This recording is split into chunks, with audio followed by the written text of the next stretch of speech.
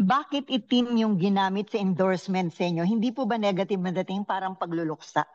Eh yun na nga, sabi ko nga, bakit nga ba itim? Siya nagpupumiglas na talagang kinakailangan itim.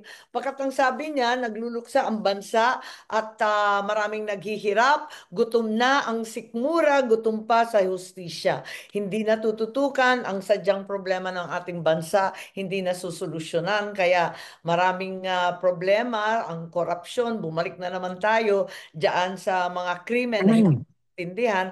Kaya para sa kanya, luksa daw. Nag-iisip nga kami ng maigi kung paano gagawin, pero nagawa naman ng paraan at yung itim simbolo na ipaglaban ang tama, itama ang mali. Ma'am, sabi nyo, madalian lang tong shoot na to, no, nung pag-uwi Totoo, niyo sa oo. Hague. Ma'am, I need to ask directly, ito po ba ay resulta or sort of reward ni VP Sara sa inyo after the series of hearings that you conducted about the ICC arrest of his father?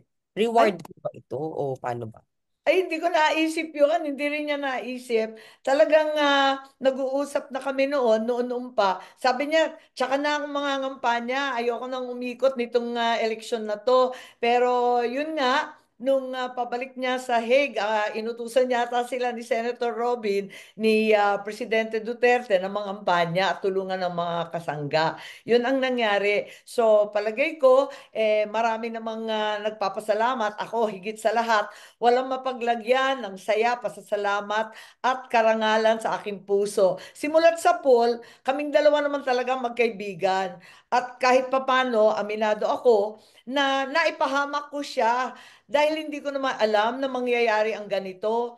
Kilala niya ako, kilala ko rin siya, kilala namin ang isa't isa, hindi nagbabago ang pagtanaw ko ng utang na loob at paghanga sa pananatili niyang may tiwala sa akin.